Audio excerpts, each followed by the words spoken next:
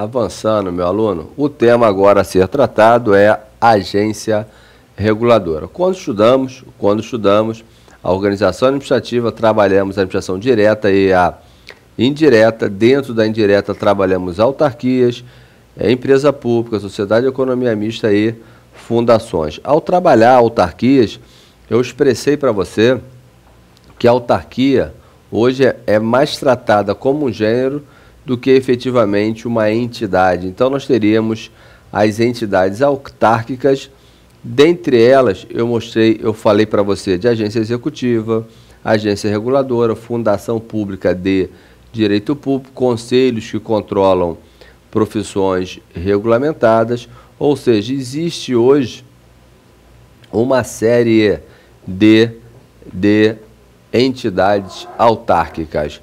Vamos gastar um pouco de energia. Criei um tópico em separado chamado agência reguladora para que você evoluísse e tivesse uma visão privilegiada do tema, porque a agência reguladora é a cara do Estado gerencial brasileiro.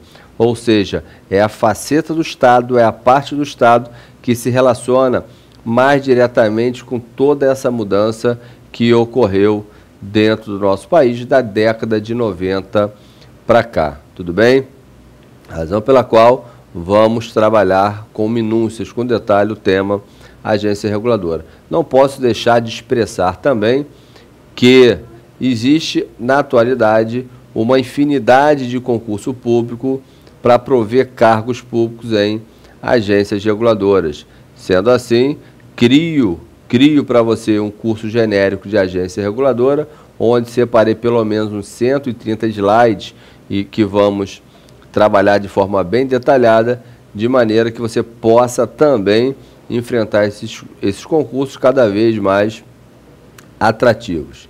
Tudo bem? Só para que você tenha uma ideia, você consegue visualizar o que é ser um fiscal da Ancine, ou seja, passar o dia todo vendo filme, comendo pipoca, tomando Coca-Cola e classificando o filme. Esse é de 12 anos, esse 18, esse 36 anos, ou seja, a depender do filme, da violência do filme, você vai aumentando a idade na classificação. Então, perceba que o tema é relevante em virtude de toda essa explanação trazida para você.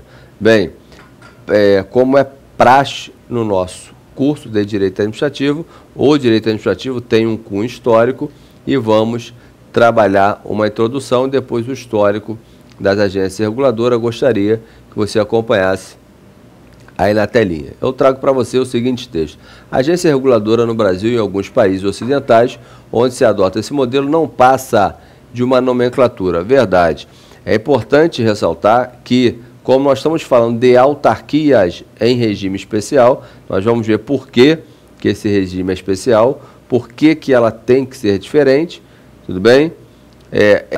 Essa expressão agência reguladora, na verdade, é uma roupagem de uma autarquia que tem características especiais e tem uma importância singular no desenvolvimento econômico do nosso país. Tudo bem? Da mesma forma que a agência executiva é uma roupagem, a agência reguladora também é uma outra roupagem. A diferença é que a roupagem da agência executiva é dada por decreto.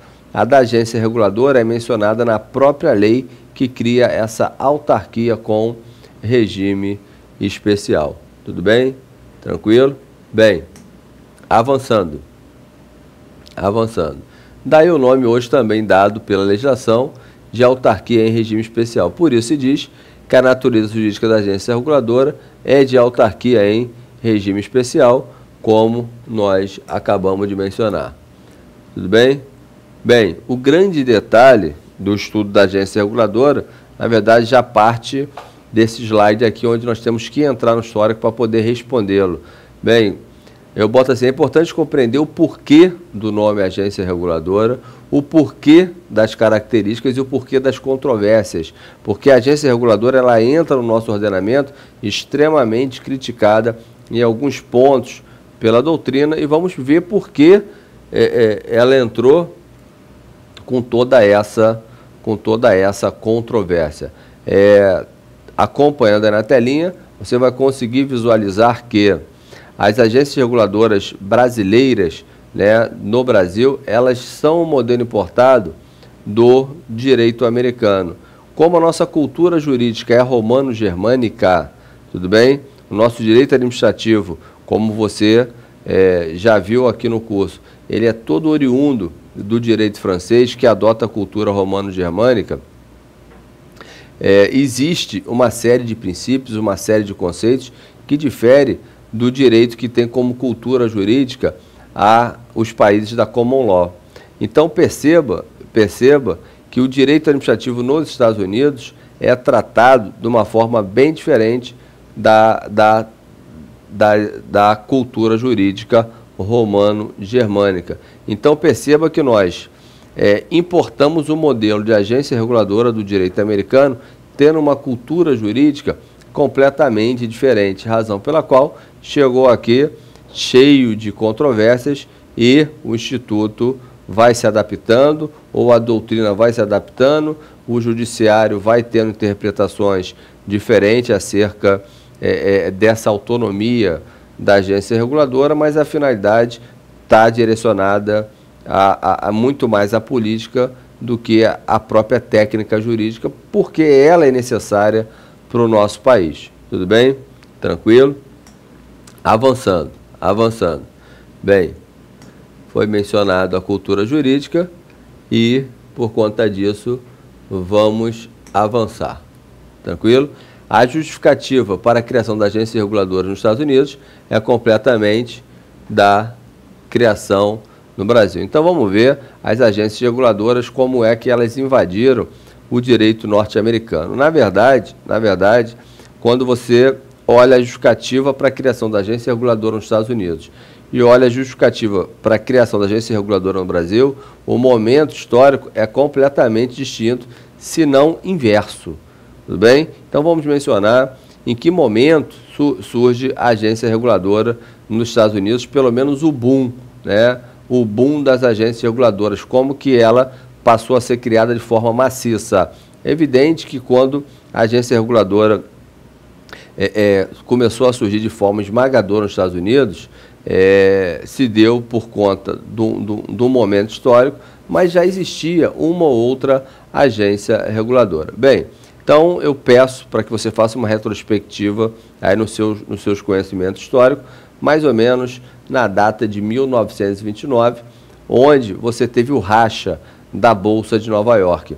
Naquele momento, se você visualizar os Estados Unidos, um país que podemos denominar como o pai do liberalismo, as ideias liberalizantes do americano deixavam com que a atividade econômica, a atividade social, ela se regesse, ou seja, o Estado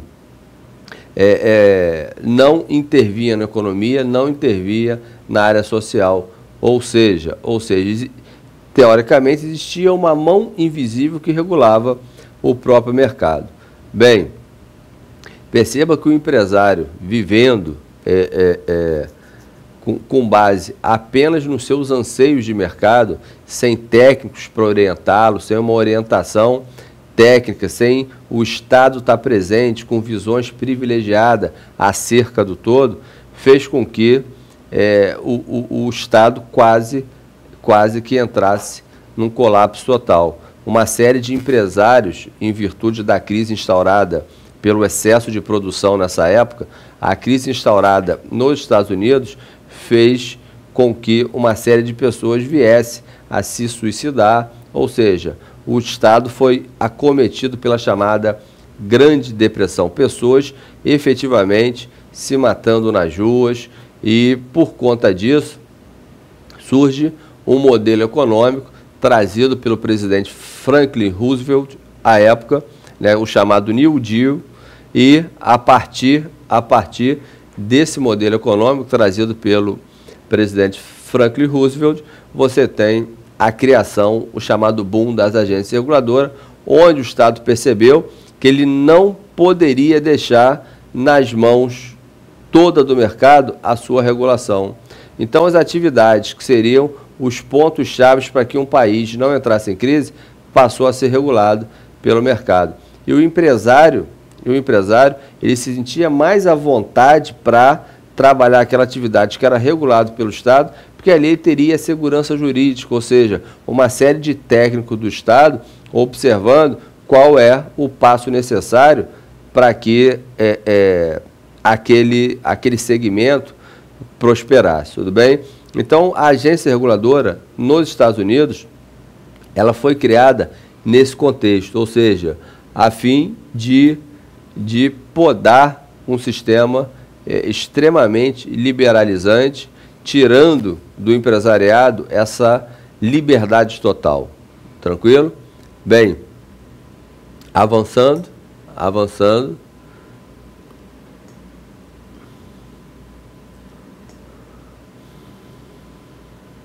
O New Deal aí, que é o novo modelo, né? Bem,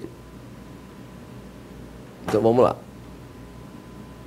Eu trago aqui para você, apenas a título de curiosidade, que a primeira agência reguladora norte-americana, de 87, é a Comissão de Comércio Estadual.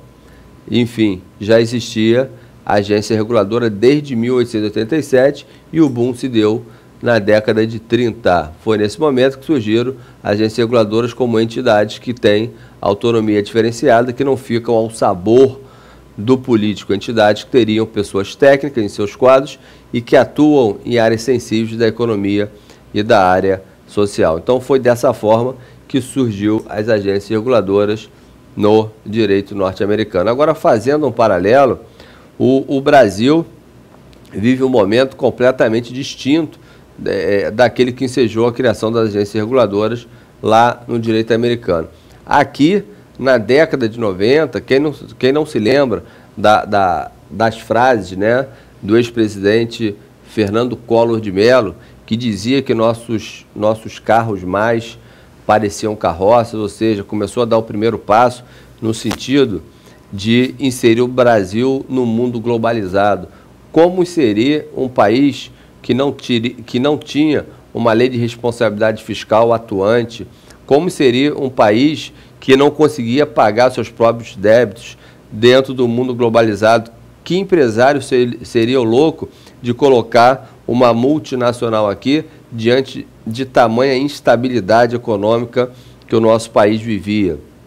Razão pela qual, entrando Fernando Henrique Cardoso, já com um corpo técnico extremamente consciente da necessidade de inserir o país no mundo globalizado, ou entendendo ou acreditando que essa seria a solução para que nós tivéssemos uma melhor qualidade de vida, tudo bem? Imaginando que políticos são seres do bem, então imaginando que os políticos sejam seres do bem, eles acreditando nessa necessidade, começou a se articular executivo e legislativo para criar mudanças no nosso ordenamento no sentido de transformar o nosso Estado, que estava completamente inchado, abraçando todas as atividades sociais possíveis, o Estado trabalhando diretamente na atividade econômica.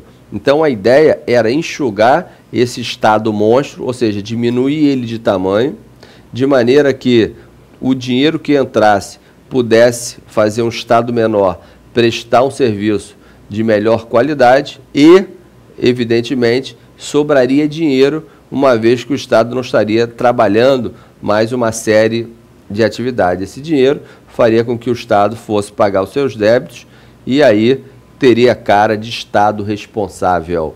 Tudo isso com base numa lei também que foi criada, a nossa lei de responsabilidade fiscal, que é um modelo do mundo globalizado. Tudo bem? Então, eu te encerro a nossa primeira aula aqui e continuo avançando no histórico da agência reguladora no Brasil. Um abraço e até a próxima.